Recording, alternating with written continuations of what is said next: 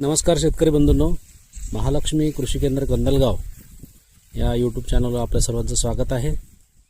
आज आपण विंचूर येथील एका शेतकऱ्यांच्या शेतामध्ये ऊस या पिकावरील व्हिडिओ करण्यासाठी आलेलो आहोत। या ऊसाला त्यांनी काय काय केलेलं आहे, कसं मार्गदर्शन मिळालेलं आहे आणि आत्तापर्यंत कशा पद्धतीनं या ऊसाचा सांभाळ केलेला आहे ते आपण त्यांच्याकडूनच ऐकून घेऊया।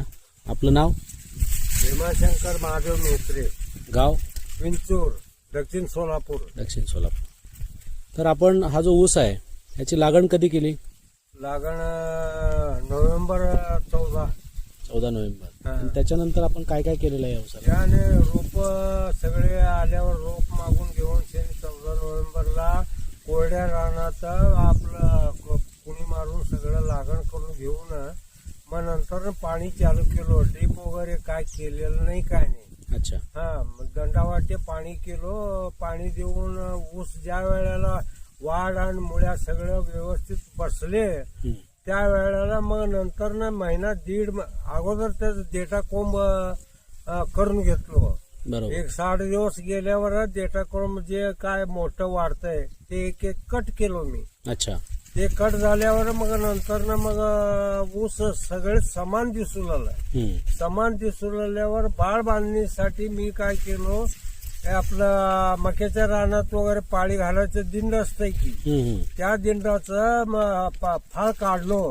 फक्त दोन्ही साईडला आपलं ते तेवढं कापड बांधून तेवढंच बाळ बांधणी बारीक, म्हणजे ऊस बी बारीक आणि दंड बी आपण बारीक करायची, कारण त्याला का झाकून उपयोग काय। अच्छा। मग ह्या दृष्टीनं ते तेवढं करून घेतल्यावर मग नंतर दंडावाटे पाणी चालू आहे सध्या। मग ड्रिंचिंगच्या वेळेला मी ते कस्तुरी साहेब म्हणून आहे ती, त्यांचा आमचा संबंध बी आहे ती, त्यांचे दुकान आहे ती।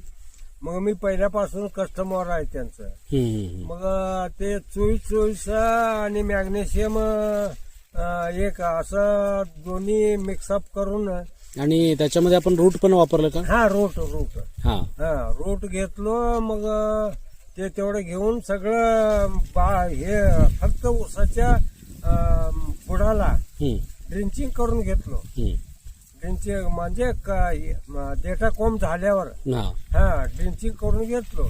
आता ड्रिंचिंग केल्यानंतर तुम्हाला काय फरक वाटला? एकदम ड्रिंचिंग केल्यावर आम्हाला ऊसाचा कलर वगैरे चेंज झाली। मग ते चेंज झाल्यावर मग नंतर मला वाटलं हे खात जे काय अन्न आहे त्याला हे लागू झालं। फुटव्यांची संख्यामध्ये काय फरक पडला? फुटव्या तर काय अफाट, ते काय मोजता येत नाही तेवढं फुटवा